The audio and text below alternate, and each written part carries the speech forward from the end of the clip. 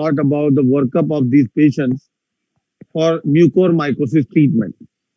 And MRI, as we all have been discussing, has come up as a principal tool to work up all these patients. So imaging of choice is MRI for certain reasons, which I'm now going to uh, you know uh, enumerate why MRI is distinctly superior to any other investigation. Why we want to do MRI?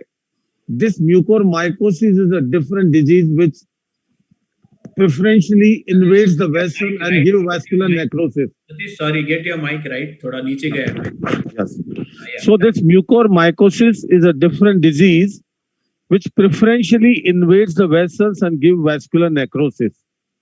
Role of MRI, I call MRI in this particular disease as a bioimaging, which truly differentiates the tissue what we are going to deal with. And why we need this differentiation? We want to know the tissue which has got necrose because of lack of vascularity so that we can remove it, where the drugs are not going to penetrate. And the surgery has a principal role in removal of their disease, necrotic tissue, to facilitate the medical treatment, to, to promote the penetration of medical treatment to the viable tissues. So the MRI should be able to differentiate what is necrotic. Any investigation should be able to differentiate what is necrotic tissue which needs to be removed and what is not necrotic tissue. This is one part, one aspect we need to see from MRI. Another important aspect is where all the disease has spread to so that we can plan our surgical approach, we can prognosticate the patient.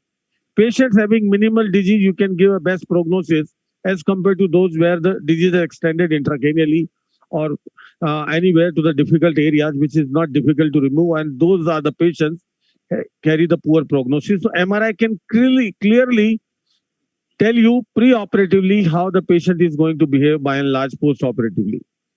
Number three, the critical areas involved, which requires special attention during surgery, like orbit.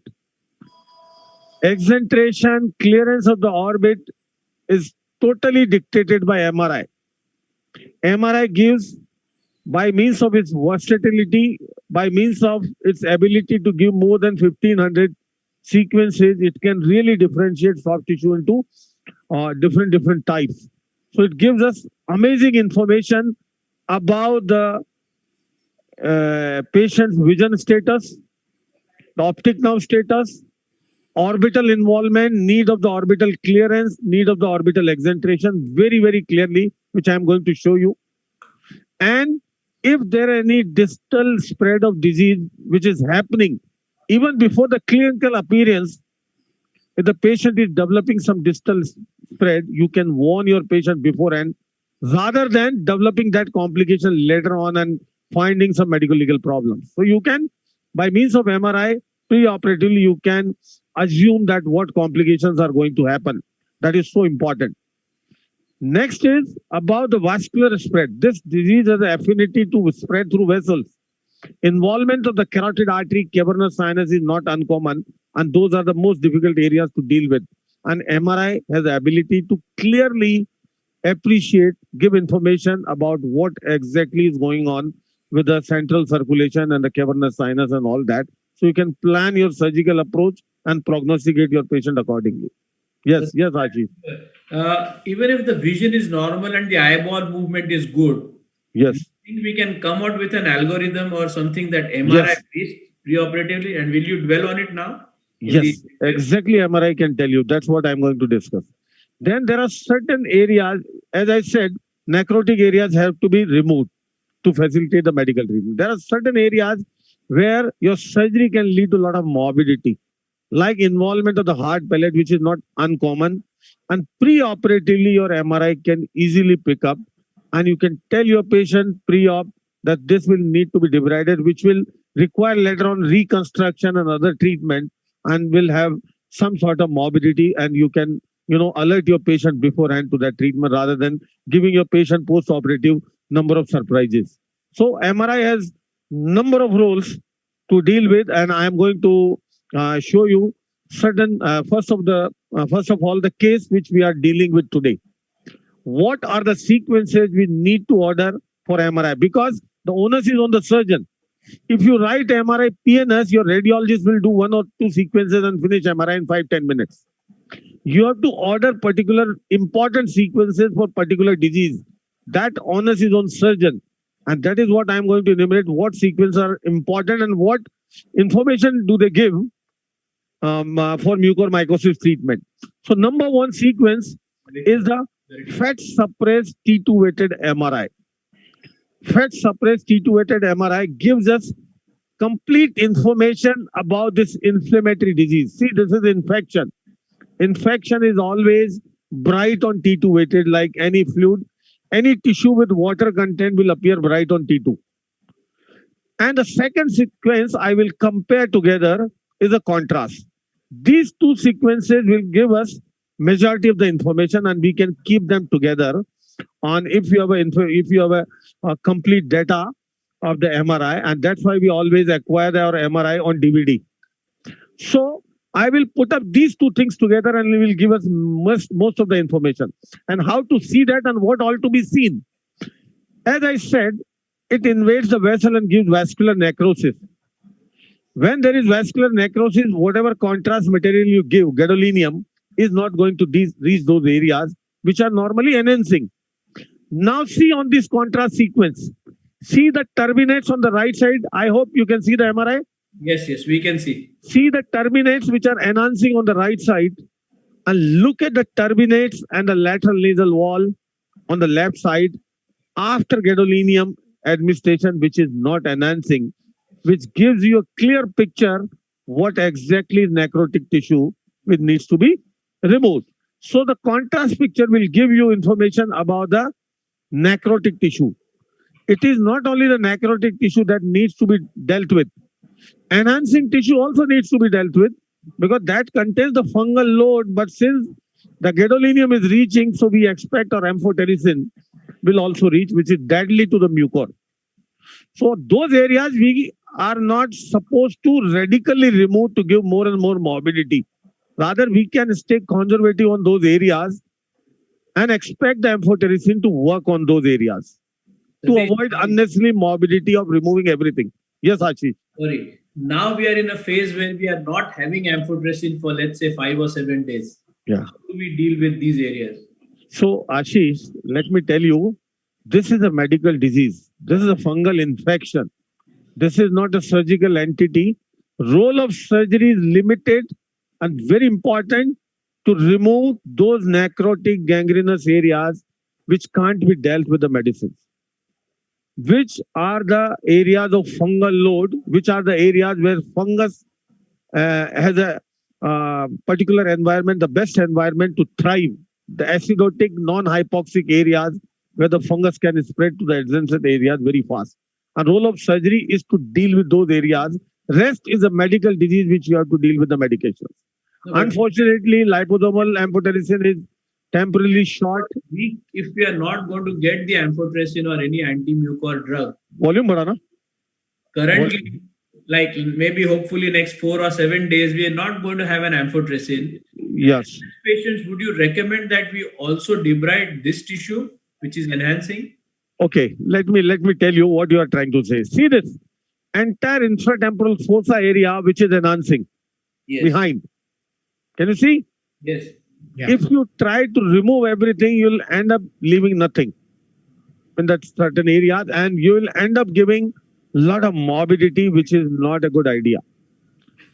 Amphotericin might be short for the time being we are facing this crisis, but time being we have to resort to the alternate drugs, and ultimately this crisis is going to be over.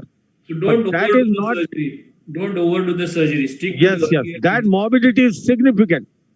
You can't remove the entire contents of the infratemporal fossa like anything and leave a permanent morbidity to the patient. That is not acceptable. So what I'm trying to say, this is a contrast picture where you see loss of contrast enhancement. Loss of contrast enhancement is the sign of the area which need to be debrided. And what you see on T2 weighted MRI, it is enhancing because it has water content. Inflammation has water content, which is always enhancing on T2. So keeping these two sequences together, you can have a full idea. Three-dimensionally, in all planes, you can see where all are the necrotic areas need to be removed. So you can plan your approach accordingly. I will show you some example where the disease has gone to the superficial skin, and you can't remove those cases, debride those cases endoscopically, and you have to resort to an open approach when it comes to removal of the skin. When it comes to removal of the eyelids, other facial structure, you need to resort to the open approach. So this involvement on the MRI, what is shown on the MRI, what areas are involved, is the surgical approach is dictated by the MRI, whether we can remove by the endoscopic or open approach, or whether it is inoperable according to the surgeon's competence. That you can take a call according to the extent of necrotic area. Number one. Number two, see, from anterior to posterior, you can see the maxillary sinus, nasal cavity, the ethmoidal cavity. See, this entire ethmoidal cavity is all full of necrotic tissue, which is enhancing on T2 and not enhancing on gadolinium. Then the orbit and the adjacent area need to be seen. The skull base. See, the disease is reaching right up to the skull base. You can see. Right up to the ethmoidal skull base, you can see, but not breaching the skull base, you can see very well. Can you see on T2? The skull base bone is completely intact, and disease is not transgressing that skull base barrier to invade intracranial structures. Then posteriorly, this is your pterygopalatine fossa region, and disease is there in the pterygopalatine fossa. You can see the bunch of disease is in the pterygopalatine fossa. Bunch of disease there, and there behind this is the infratemporal fossa, where a lot of enhancing area. That is a good sign. Whatever necrotic under vision you can remove, and whatever enhancing areas, the inflamed muscle you are not supposed to remove. What enhancing areas are? Inflamed areas. You will find the muscles in the infratemporal fossa non-necrotic but inflamed, and we are not supposed to remove that radically. We can expect our drug to penetrate those and work there efficiently. And this is the pterygoid process area. That is the pterygoid process area where the disease is, Satish, how often, in what percentage is the pterygopalatine fossa involved in your? Very common. Very common. More than 70%, more than 80%, I would say. And in advanced diseases, particularly when it invades the orbit, it is almost always involved. And this is one of the avenues for the infection to spread to the orbital apex and give early blindness. I will show you the close anatomy of the pterygopalatine fossa, orbital apex, and the cavernous sinus. This 1 square inch area is the key area where this mucormycosis spread so fast. In no time, it gives blindness. In no time, it invades the intracranial structures through that avenues, through those channels. So this is the spread of the disease in that area, what need to be seen on these two MRIs. Now the next is... Sorry, sir is there. I want to clarify. This cannot ever be seen on a CT scan.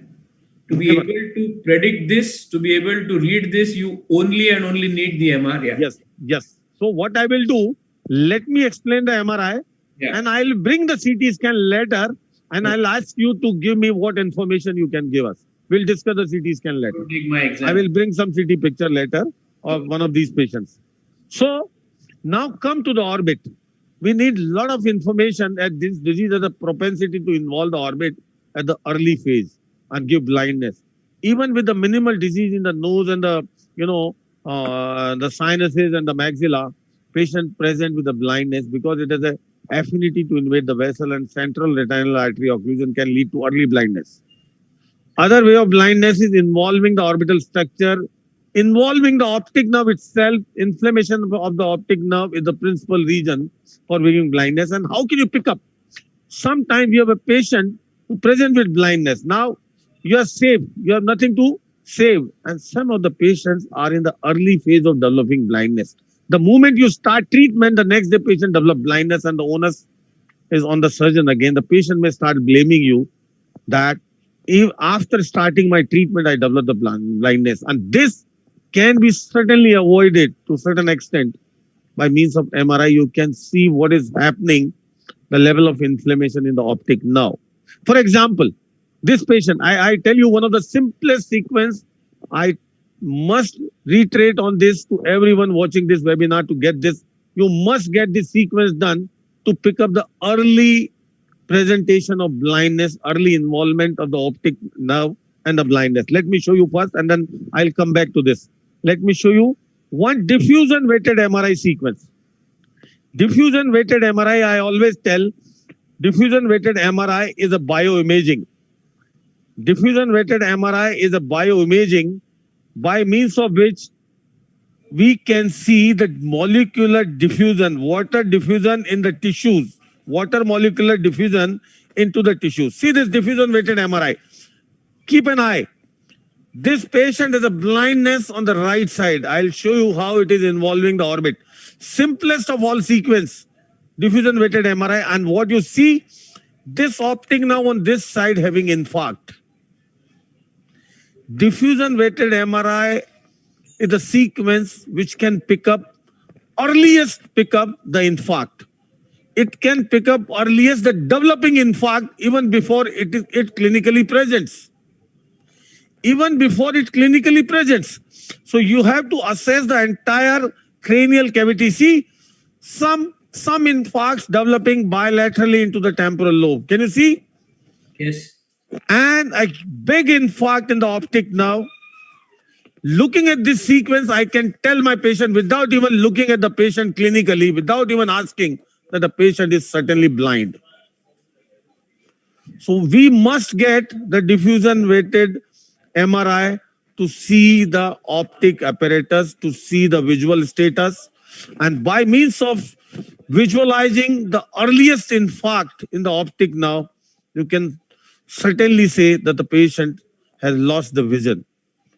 So Even this is before. not impending, Satish. This is already a blind, already clinically blind. Yes. But if you Even before the patient says he is not completely blind, say I have some diminished vision. With know, mucormycosis in the orbit, okay. with mucormycosis in the orbit, and you find the infarct developing in the optic nerve, you can tell your patient you have practically lost your vision and there is no possibility of saving the vision. This is irreversible for that matter. So diffusion weighted in one sequence, we must always get done. Coming back to the same sequence, these two sequences. So we were talking about the orbit. Now, look at on T2 weighted MRI in this orbit on both sides. Can you see the difference in the right orbit and the left orbit? Yes. Yes. What sequence is this? This is fat suppress MRI. T2 weighted fat suppress MRI. Why so? Orbit is full of fat. On any MRI sequence, the fat is always bright. Inflammation is also bright.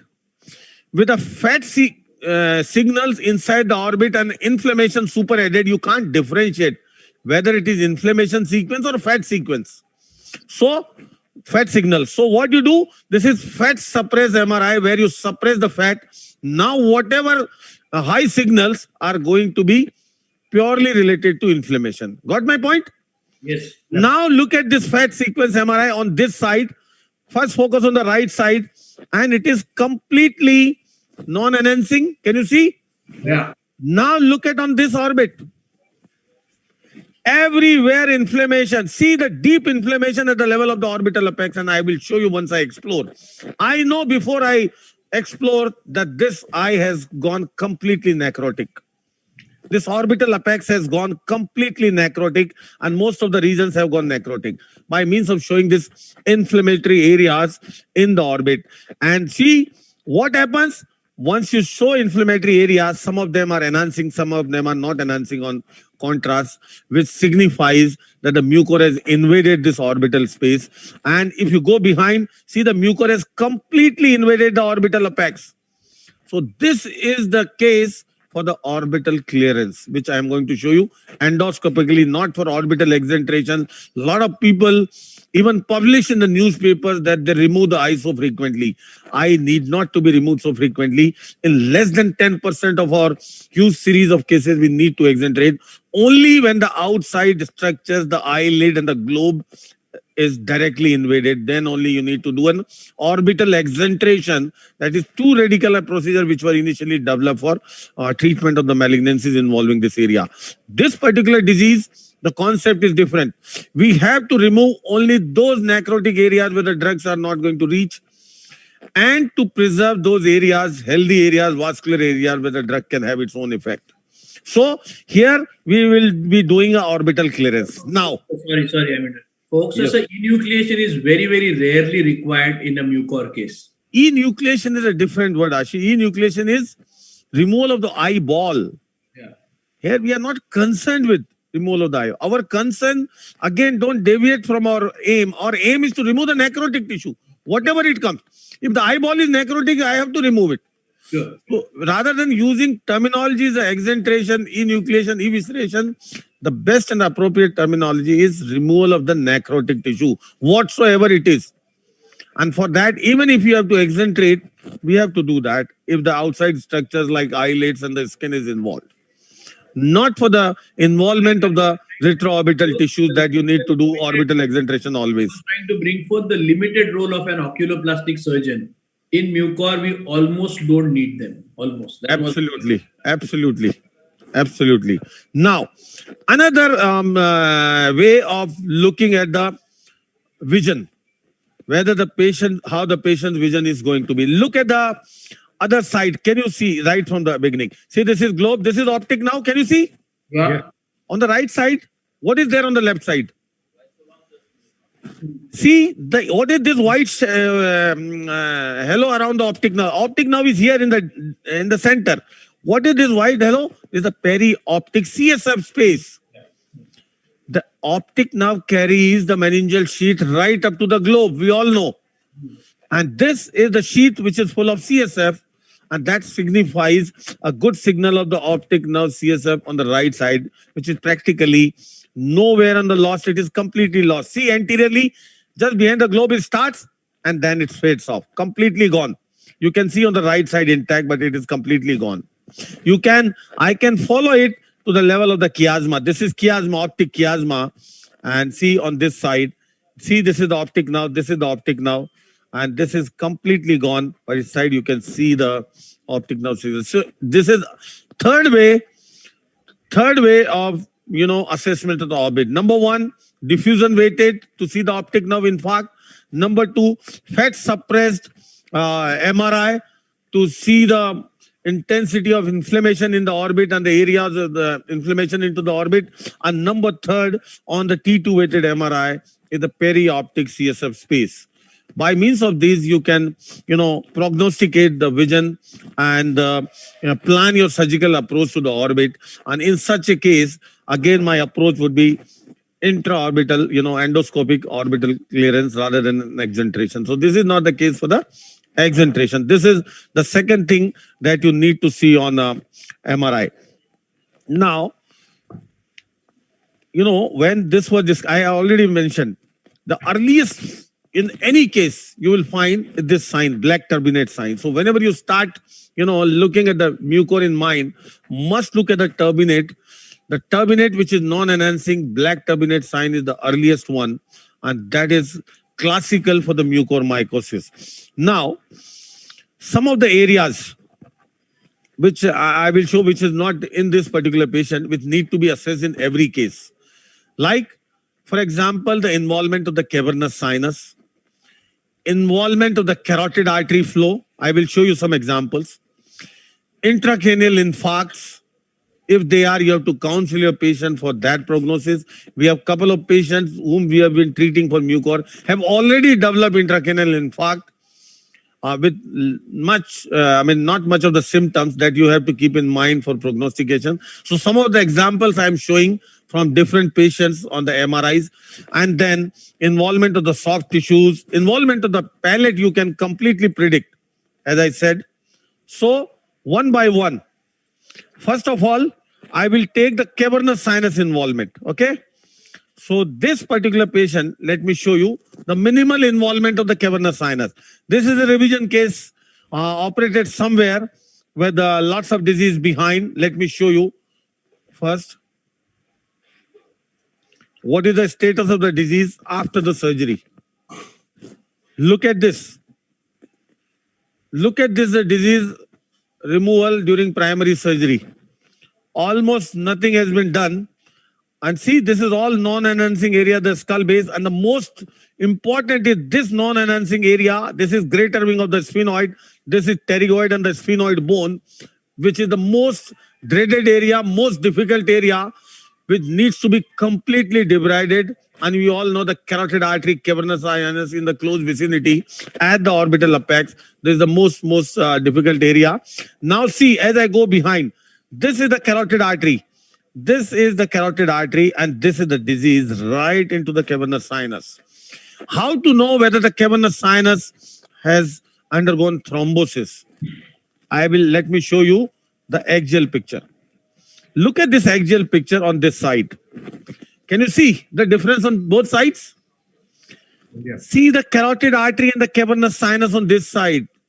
And what is happening on this side? You lost the signal. No enhancement, and this is a classical example of the cavernous sinus thrombosis. And keeping this this in mind, we need to, start early the anticoagulants.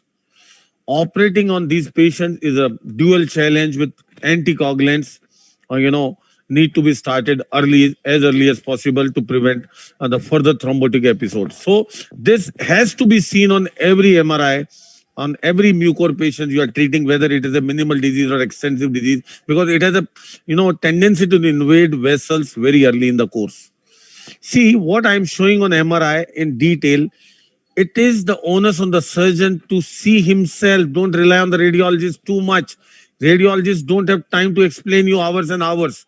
Believe me, they will just write a report of, this thing, this area is involved. How surgically it is relevant is you have to correlate. So we have to develop this habit of reading MRI on to improve our results, to predict and to prognosticate the patients well. So this is the cavernous sinus thrombosis, and this particular patient, see this, the entire non-enhancing area in the disease is right invading the cavernous sinus, which is the Herculean task to remove it, and we are going to do it soon. So probably we'll keep in one of the webcasts. We are showing the variety of cases. Pardon? What surgery was done before on this patient? Mucormycosis surgery. Achha. You can interpret yourself, but this is mucormycosis surgery.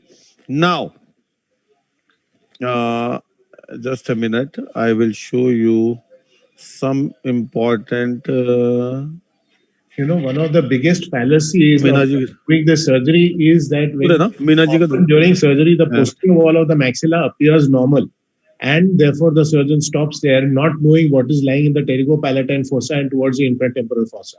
So that is the value of the MRI. In most of these cases, as Satish earlier said, 70 to 80% of cases, the posterior wall of the maxilla should be removed to examine the contents of the pterygopalatine fossa and going laterally to the infratemporal fossa, because that is the residual disease. That's where it grows back from. So there are lots of things to be assessed on MRI for your, overall treatment. Everything is important. Prediction and the prognostication is an integral part of your overall treatment. Otherwise, failure to do so can take you any time in the medical legal complications. So this patient, very interesting, let me show you first the disease profile.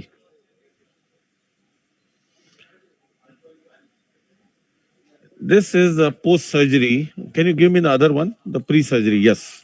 See, this is post-surgery, the clearance. Can you see? Yeah. Can you see the clearance, everything? Yep. Now let me show you pre-surgery. That is an important point to keep in mind, because these patients have to be dealt with.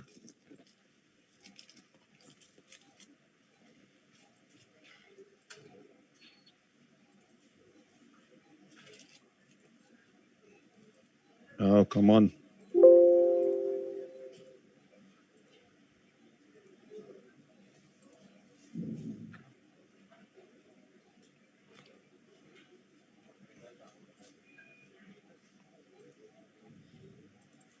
Yes. So this patient had carotid artery occlusion before. Complete occlusion of the circulation on one side with some weakness on the opposite, limbs, and had extensive mucus. I have already shown you post-op. Yeah. So if I show you this axial contrast MRI, it's opening. It is opening. Just a moment.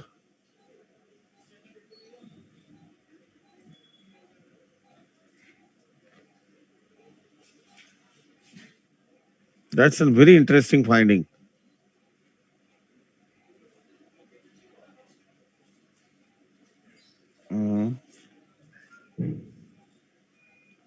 Where is the, why it's not opening?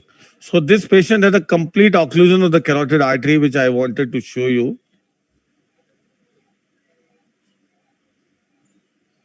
No flow of the carotid artery on one side. Complete occlusion of the carotid artery on one side, and patient presented with hemiplasia, hemiparesis. So that is one thing we must always keep in mind in such patients, that such possibility can always be there, and we have to be very, very careful. Now, certain examples of orbital involvement.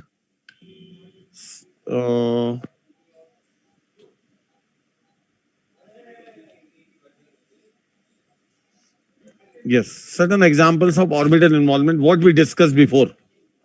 Same picture, just to give you repeated information that how predictable it is. See the T2 weighted fat suppressed MRI.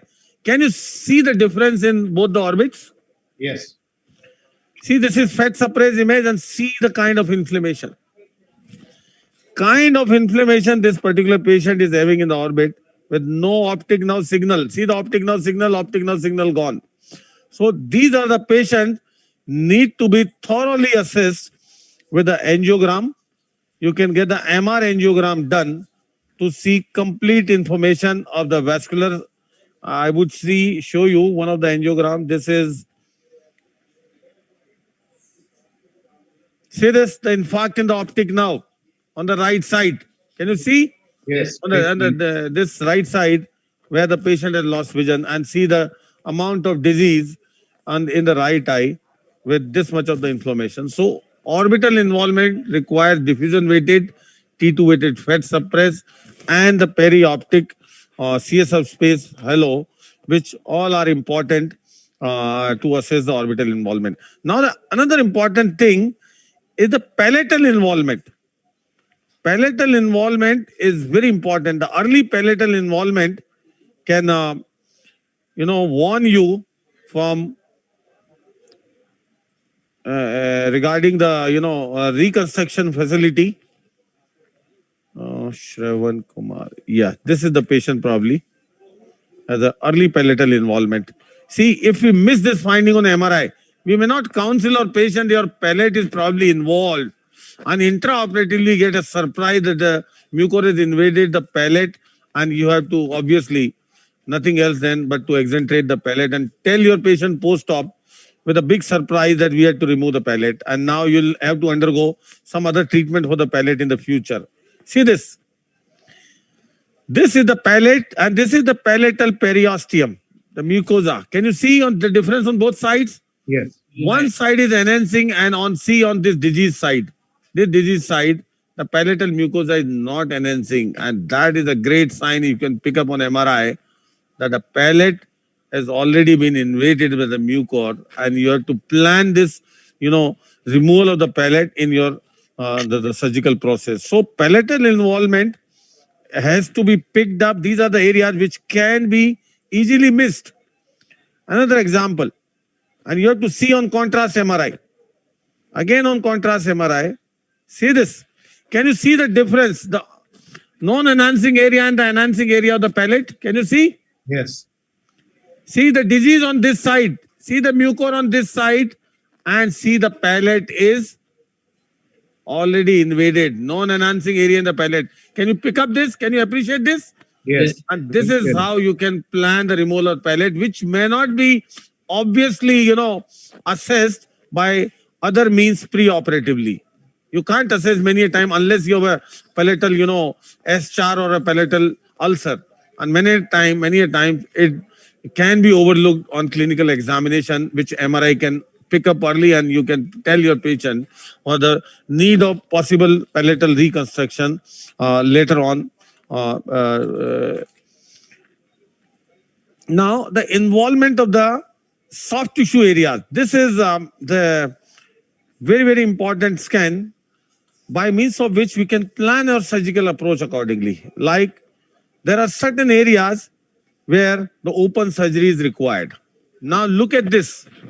This patient, I will show you the picture of this patient whose disease had invaded the facial soft tissues, nasal ala, eyelids, the orbital contents from outside, everything invaded by the mucor. See everywhere. Everywhere the ala and everything involved,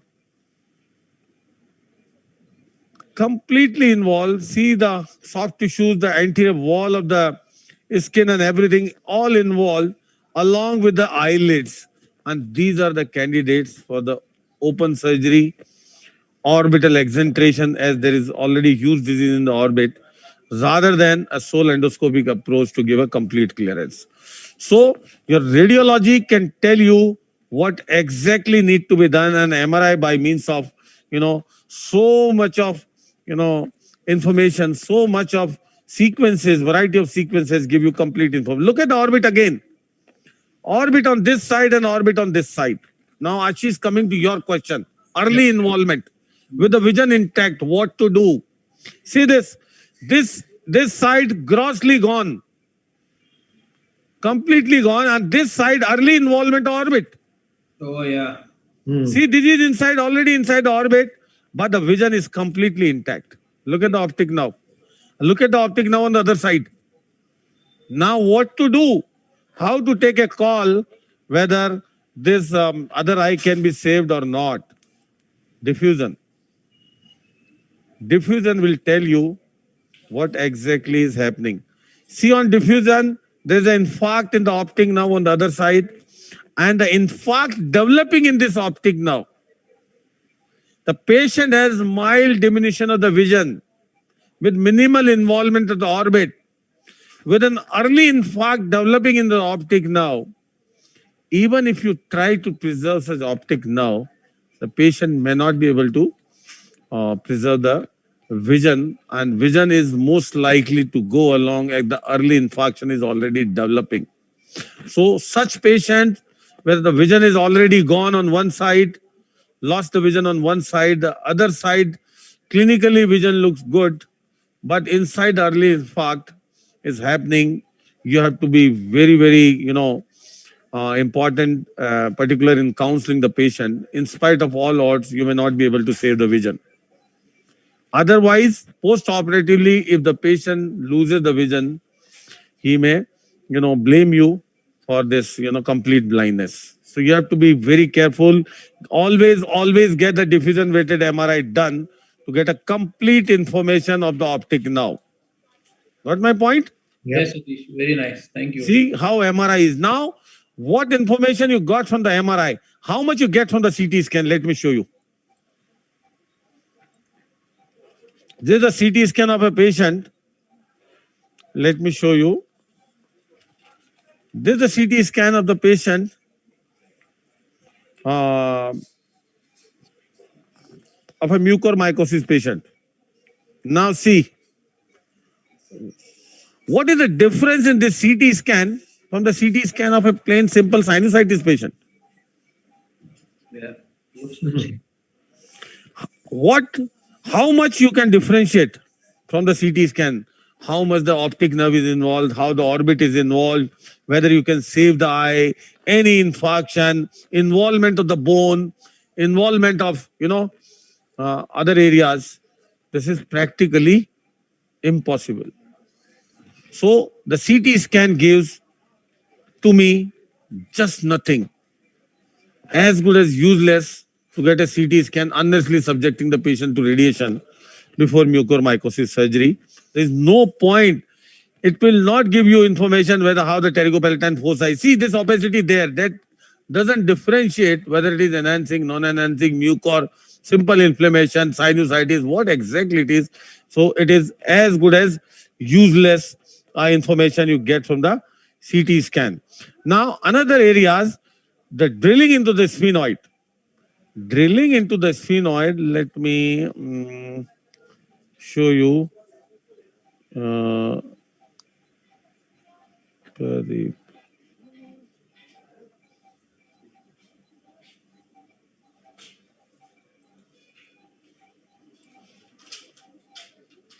I want to show you one more scan before we proceed to the surgery. That is a very, very important, information we get out of that. Anyway, I can show you the other one. How much drilling is required into the sphenoid? What exactly the drilling required in the sphenoid? The level of drilling required in the sphenoid is very, very important. Now, otherwise, the principal cause of failure of this surgery, principal cause of poor prognosis is the necrotic bone left behind. The bone which is undergone osteomyelitis by means of involvement by the fungus, which is lacking the vascularity, which has no penetration of the drugs now. And if you leave that bone behind, that bony osteomyelitis, there is nothing, you can say that you can save the patient. See this. This is the huge disease with a huge necrotic areas into the sphenoid. This is a carotid, sphenoid, huge necrotic areas, and this invaded bone is hyper intense. If you leave that bone behind, your drugs are not going to penetrate, and this is certainly what you can see the prognosis you can expect is a very, very poor prognosis for this patient. So leaving the necrotic bone behind, in spite of doing a good work, is not going to help you. So this particular surgery in the mucormycosis requires a complete exenteration of the necrotic tissues, particularly the bone, particularly the sphenoid bone, the parts of the sphenoid bone which are very frequently involved, the pterygoid, the sphenoid floor, the greater wing of the sphenoid, all those areas are very frequently involved, are most difficult to remove. You must assess with the MRI what all need to be removed, what all need to be left behind, and according to the competence, one has to take the case and tell the prognosis to the patient. See, the normal sphenoid wing, see, this is the temporal lobe of the brain, and in the base, what is that on the normal side? Greater wing of the sphenoid. Greater wing of the sphenoid being black on normal contrast administration. Okay. Now on C, the greater on the wing of the sphenoid, owing to its content, that is bone marrow, which appear bright on T2 weighted, normal side. I am showing you normal side. Normal side on T2, bright due to bone marrow. On contrast, dark due to non-enhancement. Now you see on the opposite side what has gone. See, on T2, the entire bone marrow is gone and it's replaced by this disease right up to the most lateral aspect. When you are going endoscopically, you have to go right away there until the temporal dura to drill off this bone completely. Otherwise, it is not going to help you, whatever surgical work you have done. So you can assess with the MRI that how much the drilling is required. How laterally, see, this is the temporal dura and this greater wing of the sphenoid is completely invaded. Another thing, the involvement of the dura. This particular patient, look at the dura on this side. See on contrast. And look at the dura on this side. See this dura. It's thick and enhancing. Can you see the temporal dura? Yeah, very good. And see the temporal dura, normal. And this is the fungal meningitis developing involving the dura. Why it is important? In any meningitis case, may not be fungal, in other meningitis case, or we intend to give our, injection for at least 3 to 4 weeks for complete clearance of the disease from the dura, infection from the dura. And here in cases which develop fungal meningitis, you are at the mercy of liposomal amphotericin B, and this is the indication where the amphotericin B need to be administered for almost a month. In other situation where we operate in a regular case when the dura is not involved, and if you have done an adequate clearance of the necrotic tissue, you practically don't need amphotericin for more than 7 days. In most of the situation, you don't need more than the 7 days. So patients, unfortunately, in this crisis of non-availability of amphotericin B, there are certain lack of guidelines which has worsened this crisis of amphotericin B non-availability, because many of the patients are receiving amphotericin B in ICUs, in other non-surgical settings for weeks and weeks without removal of the necrotic tissue, and that entire amphotericin B is going complete waste. Then non-removal of the necrotic tissue completely. If you don't remove the necrotic tissue completely and want to cover with a long duration administration of amphotericin B, is never going to work. It is the most wanted thing is a complete removal of the necrotic tissue. So the need of the amphotericin would be less and less, rather than administering for weeks and weeks. This is the only indication where amphotericin B is required to be administered for more than 3 or 4 weeks to completely resolve the fungal meningitis, which is ominous otherwise. So these are certain highlights, certain points you can assess on MRI of every patient. You must get all these sequences done on the DVD and touch upon all these issues separately to have a complete workup of mucormycosis patient before you plan any treatment, surgical, medical, so that you can give the optimum results and you can prognosticate the patient properly. So you must sit at least half an hour with the MRI for every patient to get the complete information. Otherwise, the treatment will be full of surprises. You will find that I have under the misconception that done an adequate clearance, and this disease is so bad, this is coming back again. Lack of proper workup is the principal cause of failure in this particular surgery, in particular disease. Anything, Ashish, you want to make before I start? Or do I go with the MRI further and I think it is enough? No. Let's start the surgery because we Dr. Satish, can I ask something? Yes, please, sir. Yeah, I am Dr. Prakash Munka. What I am asking is, you stressed so much that MRI, and that get contrast. Sir, I am not manufacturing MRI machines. Sequence. It is important for patients. Yeah. The distinct advantage given by the different. MRI is amazing. Exactly. I agree 100%, and having listening you since couple of days. Now tell me the people who don't have access to MRI, because CT is hardly inadequate in information. MRI not only gives the structural, but as well as CT is as good as useless as compared to MRI. yes. And so the people who are working at with the lack of information, lack of workup, yeah, one cannot expect good results. That's why in literature, many of the literature, the mortality rates are up to 80%. That is the literature where the MRI was not even mentioned. What can you expect in the terms of results? So 80%, I would say it is almost 100% certain mortality if the proper workup and proper clearance is not done. I think This disease has 100% mortality if the patient is not treated. As simple as that. So 100% we can mortality. safely make this statement that MRI is a must in all cases before taking up for surgery. Yes. Yes. That's what the actual workup is. Okay. That is the Dr. ideal. Satish, can I ask you one question? Please. Dr. Satish, this is Gauri here. Yes, from Gauri. Pune. Dr. Gauri. Everyone recognizes Yeah, hi. your voice. melodious voice. Har Gonai. No, I wanted to ask one question that after doing MRI, after doing adequate clearance, and now we do not have amphotericin at Yes. our hospital. Yeah. And See, At that least is a for different- 2-3 days or 5 days, we are Yes. not going to. Let me tell you what we have been So doing. how do we manage these cases? Should we repeat Yes. MRI again? So I would say that is a different aspect, the medical treatment aspect, and we are going through difficult times where the Sanjeevani booty, the liposomal amphotericin B is not available freely. So what can we do in these times? Number one, now the surgical clearance has become more important. Number one, more and more important. Correct.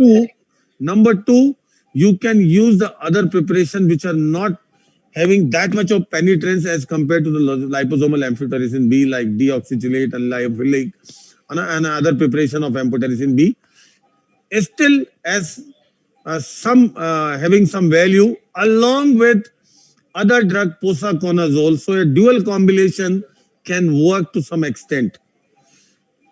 Can No, work to Satish, some I am extent. asking And you. after that, We are not getting post-operatively, even. and after some time post-operatively, we are focused more and more on topical application of amphotericin gel to all those areas, all those inflamed areas Now, to work to some extent. That's what you can do. But I will take this we opportunity are to say do not operating use the patient. voriconazole or mycophenolate. And since we are not I am getting coming to- amphotericin, we are discharging the patients. We are calling them back for follow-up. They are just doing douches. Nothing else is available now. So Gauri, you can see the So after how other many days we Blood should? markers. Yeah. yes, the other preparation of the amphotericin B are still available. Posaconazole is not as Yeah, difficult but as little liposomal to get. difficult to give it in diabetics. Yes, and all these patients are almost always No, diabetic. I have. Yeah, and the third thing is the isobuconazole Yeah, in the certain problem is patients. they have renal Why don't you problems. start the Yeah. surgery and answer questions, please? Yeah, so isobuconazole is a good drug. Cresemba, very popular. Can be given even to the renal patient as it doesn't have renal clearance. It is quite reliable, as far as the competence is concerned. Not as good as liposomal amphotericin B, but yes, in this difficult times, you can use an alternative with some combination. You can use Cresemba with posaconazole as a combination with more and more emphasis on complete clearance. There is no substitute to complete clearance. Even if you have liposomal amphotericin B, that is not a substitute to complete clearance.